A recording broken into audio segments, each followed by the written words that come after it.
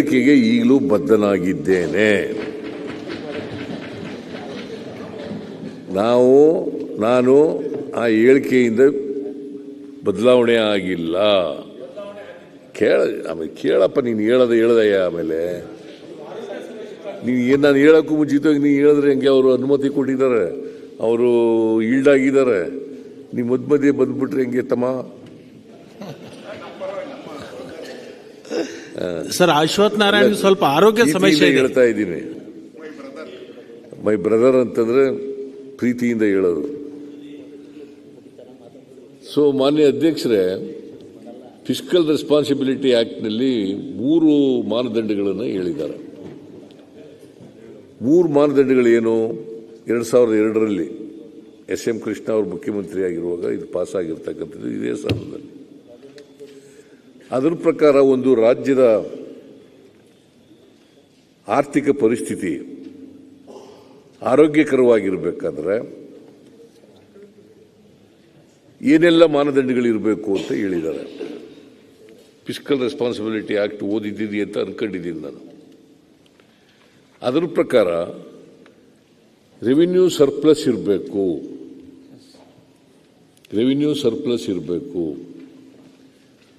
ಎರಡನೇ ಮಾನದಂಡ fiscal deficit 3% ಒಳಗಡೆ ಇರಬೇಕು. ಮೂರನೇ ಮಾನದಂಡ ನಾವು ಮಾಡದಂತ ಸಾಲ 25% ಒಳಗಡೆ ಇರಬೇಕು. ಆಗ ಮಾತ್ರ ಒಂದು ರಾಜ್ಯದ ಆರ್ಥಿಕ ಪರಿಸ್ಥಿತಿ ಸದೃಢವಾಗಿದೆ, ಆರೋಗ್ಯಕರವಾಗಿದೆ ಅಂತೇಳಿ ತಿಳ್ಕೋಬೇಕಾಗ್ತದೆ ಅಂತೇಳಿ ಈ ಮಾನದಂಡಗಳನ್ನು 2002ರ ಆಕ್ಟ್ನಲ್ಲಿ ನಿಗದಿ ಮಾಡಿದ್ದಾರೆ. ನಾವು 3ರಲ್ಲಿ ಒಂದನ್ನು ಮಾತ್ರ ಪಾಲನೆ ಮಾಡೋಕ್ಕಾಗಿಲ್ಲ. ಯಾವುದು ಅಂತಂದರೆ ರೆವಿನ್ಯೂ ಸರ್ಪ್ಲಸ್ ಇರಬೇಕು, ರೆವಿನ್ಯೂ ಡಿಫಿಸಿಟ್ ಇದೆ. ಹೋದ ವರ್ಷ ರೆವಿನ್ಯೂ ಡಿಫಿಸಿಟ್ಟು ಜಾಸ್ತಿ ಇತ್ತು. ಈ ವರ್ಷ 19,262 ಕೋಟಿ ರೂಪಾಯಿ ಆಗಿದೆ. ಹೋದ ವರ್ಷ 27,000 ಕೋಟಿ ಇತ್ತು. ಈ ವರ್ಷ ಕಡಿಮೆ ಆಗಿದೆ. ಮುಂದಿನ ವರ್ಷಕ್ಕೆ ಅದು ನಾವು ರೆವಿನ್ಯೂ ಸರ್ಪ್ಲಸ್ ಬರ್ತೀವಿ. ಮುಂದಿನ ವರ್ಷಕ್ಕೆ ರೆವಿನ್ಯೂ ಸರ್ಪ್ಲಸ್ಗೆ ಬರ್ತೀವಿ. ನಂಬರ್ 1. ನಂಬರ್ 2, ರೆವಿನ್ಯೂ ಡಿಫಿಸಿಟ್ 3% ಒಳಗಡೆ ಇರಬೇಕು ಅಂತ ಇದೆಯಲ್ಲ, ನಾವು 2.91% ಇದೆ. ಫಿಸ್ಕಲ್ ಡಿಫಿಸಿಟ್ 2.91% ಇದೆ. ಅಂದರೆ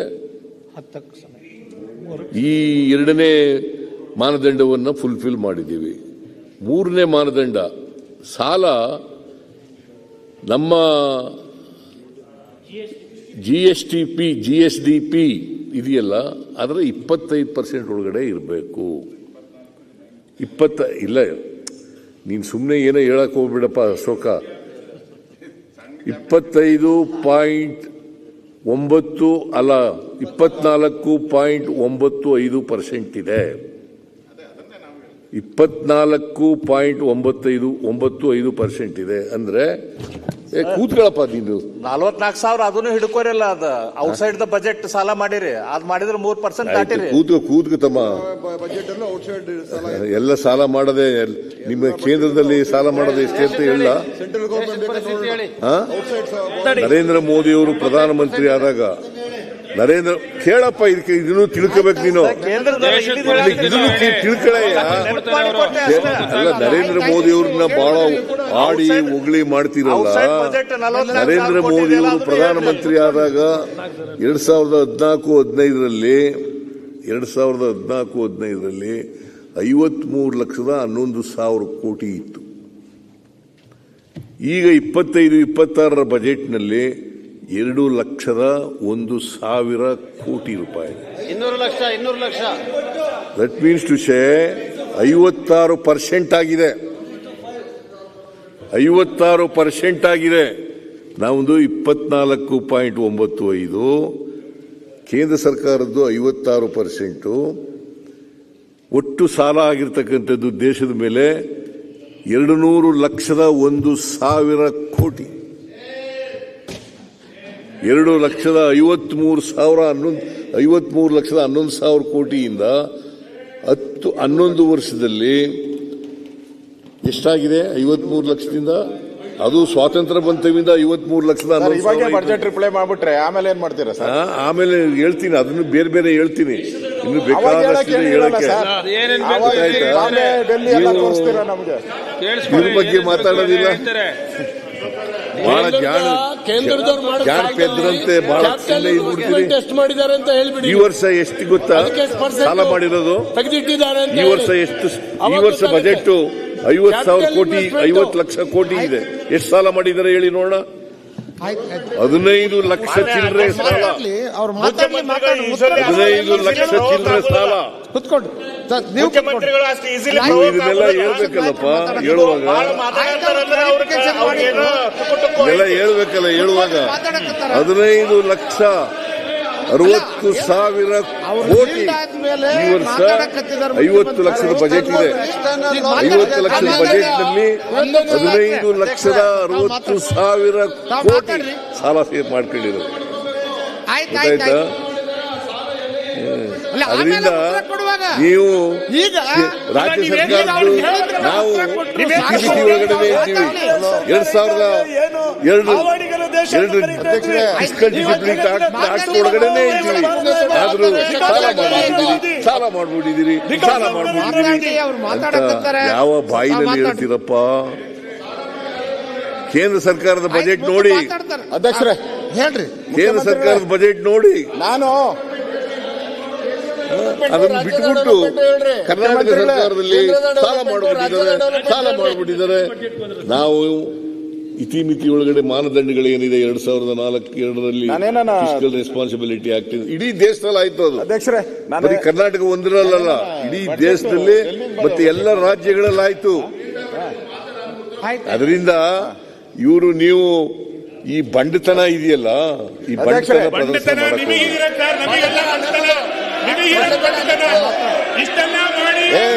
ನೋಡ್ರಿ, ನೀವು ಎಷ್ಟು ಕೂಡ ನಾವು ವಿಚಲಿತರಾಗಲ್ಲ. ನಾನು ವಿಚಲಿತ ಆಗಲ್ಲ. ನೀವು ಎಷ್ಟು ಜನ ಕೂಗಿದ್ರು ಕೂಡ ಈಗ ನಮ್ಮ ನಾವು ಅಧ್ಯಕ್ಷರೇ, ಈಗ ರೆವಿನ್ಯೂ ಡಿಫಿಸಿಟ್ ನಿಮ್ಮ ಕೇಂದ್ರ ಸರ್ಕಾರದಲ್ಲಿ ಎಷ್ಟಿದೆ ಹೇಳಿ ನೋಡೋಣ. ಸುಮ್ಮನೆ ಇವನ್ನೆಲ್ಲ ಯಾಕಪ್ಪ ಹೇಳ್ತೀರಿ? ನೀವು ನೋಡಿ, ನೀನು ಹೇಳಿದ್ರೆ ಎಲ್ಲ ಎತ್ತಿಸ್ಕೊಂಡ್ಬಿಡ್ತೀರಿ, ಎಲ್ಲರೂ ಎತ್ತಿಸ್ಕೊಂಡ್ಬಿಡ್ತೀರಿ. ಸತ್ಯ ಹೇಳಿದ್ರೆ ಸತ್ಯ ಯಾವಾಗಲೂ ಸ್ವೀಟ್ ಆಗಿರಲ್ಲ, ಕಹಿ ಆಗಿರೋದು. ಸ್ವೀಟ್ ಇರಲ್ಲ, ಅದು ಕಹಿ. ಸತ್ಯ ಹೇಳ್ಬೇಕಲ್ಲ, ದೇಶದ ಜನರಿಗೆ ಸತ್ಯ ಹೇಳ್ಬೇಕಲ್ಲ, ರಾಜ್ಯದ ಜನರಿಗೆ ಸತ್ಯ ಹೇಳ್ಬೇಕಲ್ಲ. What is the fiscal liability of the central government? What is the total liability of the state? ಹೇಳಿ ನೋಡೋಣ.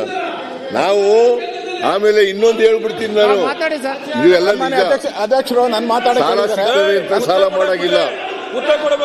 ಸಾಲ ಮಾಡಿದ್ರೆ ಅದನ್ನ ಕ್ಯಾಪಿಟಲ್ ಎಕ್ಸ್ಪೆಂಡಿಚರ್ ಖರ್ಚು ಮಾಡಬೇಕು. ಮಾನ್ಯ ಅಧ್ಯಕ್ಷರೇ, ನಾವು ಸಾಲ ತಗೊಂಡಿರೋದು 1,16,000 ಕೋಟಿ. 1,16,000 ಕೋಟಿ ಸಾಲ ತಗೊಂಡು ಕ್ಯಾಪಿಟಲ್ ಎಕ್ಸ್ಪೆಂಡಿಚರ್ಗೆ. ಎಕ್ಸ್ಪೆಂಡಿಚರ್ ನಲ್ಲಿ 2 ತರ ಇರ್ತದೆ. ಕ್ಯಾಪಿಟಲ್ ಎಕ್ಸ್ಪೆಂಡಿಚರ್, ರೆವಿನ್ಯೂ ಎಕ್ಸ್ಪೆಂಡಿಚರ್ ಬೇರೆ. ಕ್ಯಾಪಿಟಲ್ ಎಕ್ಸ್ಪೆಂಡಿಚರ್ ನಲ್ಲಿ 56,000 ಕೋಟಿಯಿಂದ 83,000 ಕೋಟಿ ತಗೊಂಡಿದ್ದೀವಿ. 24-25ರಲ್ಲಿ 2024-25ರಲ್ಲಿ ನಾವು 56,000 ಕೋಟಿ. 23-24-23 ಆಮೇಲೆ 24-25ರಲ್ಲಿ 83,000 ಕೋಟಿ. ಕ್ಯಾಪಿಟಲ್ ಎಕ್ಸ್ಪೆಂಡಿಚರ್ ಮಾಡಿದ್ದೀರಾ ನೀವು? ತಗೊಂಡಂತ ಸಾಲವನ್ನ ಬಡ್ಡಿ ಕಟ್ಟಿಗೆ ತೋಡ್ತಾ ಇದ್ದೀರಾ. ಸಾಲ ಮರುಪಾವತಿ ನೀವೆಷ್ಟು ಬಡ್ಡಿ ಕಟ್ತೀರಿ ಗೊತ್ತಾ? ಅಶ್ವಥ್ ನಾರಾಯಣ ನೀನು ಏನೇ ಜೋರಾಗಿ ಮಾತಾಡಬೇಕು ನಾನೇನಾದ್ರೂ ಬಗ್ಗದಿಲ್ಲ. ಕೇಳಪ್ಪ ಇಲ್ಲಿ ನೀನು ಇವೆಲ್ಲ ನಾನು ನಮ್ಮ ಹತ್ರ ನಡೆಯಲ್ಲ. ಇವೆಲ್ಲ ಏನ್ ನಡೆಯಲ್ಲ, ಇವೆಲ್ಲ ನಾಟಕೀಯವಾಗಿ ಮಾಡ್ತಕ್ಕಂಥ ಮಾತುಗಳು ನಡೆಯಲ್ಲ. ಮಾತಾಡ್ರಿ ನೀವು ನೋಡ್ರಪ್ಪ ಎಕ್ಸೈಟ್ ಆಗ್ಬೇಕನ್ನೋದು ಅಗತ್ಯ ಇಲ್ಲ. ಸತ್ಯ ಹೇಳಿ. ನೀವ್ ಹೇಳ್ರಿಪ್ಪ, ಕೇಂದ್ರ ಸರ್ಕಾರ ಎಷ್ಟು ಸಾಲ ಮಾಡಿದ್ದು ಹೇಳಿಯಪ್ಪ. ಈಗ ನಾವು ಮಾತಾಡ್ತಿರೋದು ರಾಜ್ಯ ಬಜೆಟ್ ಸನ್ಮಾನ್ಯ ಕೇಂದ್ರ ಸರ್ಕಾರದ ಬಜೆಟ್ ರಾಜ್ಯ ಬಜೆಟ್ ಒಂದೇ, ಅದು ಪೂರಕವಾಗಿರ್ತಕ್ಕಂಥದ್ದು. ಇದು ನಾವು ಒಕ್ಕೂಟದ ವ್ಯವಸ್ಥೆಯಲ್ಲಿದ್ದೇವೆ, ಒಕ್ಕೂಟದ ವ್ಯವಸ್ಥೆಯಲ್ಲಿದ್ದೇವೆ. ಒಕ್ಕೂಟದಲ್ಲಿ ನಾವು ರಾಜ್ಯಗಳನ್ನು ಮರೆಯಲಿಕ್ಕಾಗಲ್ಲ, ಕೇಂದ್ರ ಸರ್ಕಾರವನ್ನು ಮರೆಯಲಿಕ್ಕಾಗಲ್ಲ. ನಾವು ಕೇಂದ್ರ ಸರ್ಕಾರಕ್ಕೆ 4,500 ಲಕ್ಷ ಕೋಟಿ ತೆರಿಗೆ ವಸೂಲು ಮಾಡ್ಕೊಡ್ತೀವಿ. 4,500 ಲಕ್ಷ ಕೋಟಿ ತೆರಿಗೆ ವಸೂಲು ಮಾಡ್ಕೊಡ್ತೀವಿ. ನಾವು ಬರ್ತಕ್ಕಂಥದ್ದು ಕೇವಲ ಒಂದು 51,000 ಕೋಟಿ ಬರ್ತಕ್ಕಂಥದ್ದು ವಾಪಸ್. ಇದು ಒಕ್ಕೂಟ, ಫೆಡರಲ್ ಸ್ಟ್ರಕ್ಚರ್, ಫೆಡರಲ್ ಕಂಟ್ರಿ. ನೀವೆಲ್ಲ ಕುತ್ಕೊಳ್ರಿ, ಬಾಯಿ ಬಂದಾಗ ಏನೋ ಮಾತಾಡೋದು.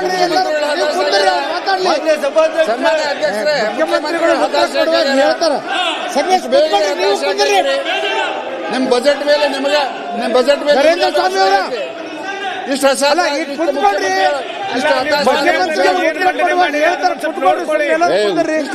ಅಧ್ಯಕ್ಷರೇ, ನಾನು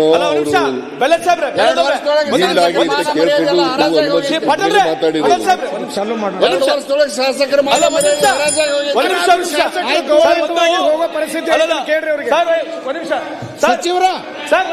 ಸಚಿವರ ಸರ್ ಅಲ್ಲ ಅವ್ರಿ ಒಂದೇ ನಿಮಿಷ ಅಲ್ಲ ಸರ್, ನೀವು ಕುತ್ಕೊಳ್ರಿ.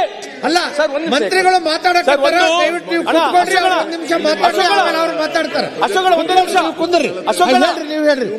ಒಂದ್ ನಿಮಿಷ ಅವ್ರೇನೋ ಕ್ಲಾರಿಫಿಕೇಶನ್ ಕೊಡ್ತಾರೆ. ರಿಕ್ವೆಸ್ಟ್ ನನಗೆ ಒಂದ್ ನಿಮಿಷ ಅವ್ರು ನನ್ನ ಮಾತಾಡುವಂತವ್ರೆ ಒಂದ್ ನಿಮಿಷ ಹೇಳ್ಬಿಡ್ಲಿ ಬಿಡ್ರಿ, ಎಲ್ಲರೂ ಮಾತಾಡ್ತಿದ್ರಿ. ಅವ್ರಿಗೆ ಇಲ್ಲ ಅದೇ ನಾನು ಅಶೋಕ್ ಅವ್ರು ಮುಖ್ಯಮಂತ್ರಿಗಿಂದ ಆಗಿದ್ದು ನಾನು ಅಲ್ಲ, ಮುಖ್ಯಮಂತ್ರಿಗಳು ಮಾತಾಡ್ತಾರೆ ಹಿಂಡಾದೆ, ಎಲ್ಲರೂ ಮಾತಾಡ್ತಾರೆ ಅಂದ್ರೆ ನಾನು ಹಿಂಡಾಗದೇ ಇಲ್ಲ. ಮುಖ್ಯಮಂತ್ರಿಗಳು ಗೌರವ ಕೊಟ್ಟು ನಾನು ಹಿಂಡಾದೆ. ನಾನು ಎಲ್ಲರೂ ಮಾತಾಡಿದ್ರೆ ವಿರೋಧ ಪಕ್ಷ ನಾಯಕರು ಮಾತಾಡಕ್ಕೆ ನೀವೆಲ್ಲ ಮಾತಾಡ್ಕೊಳ್ಳಿ. ನಾವು ಅದಕ್ಕೆ ಕೇಳ್ತೀವಿ ನೀವು ನಿಮಗೆ ಅವ್ರಿಗಷ್ಟೇ ನಿಮ್ಗಷ್ಟೇ ಯಾಕೆ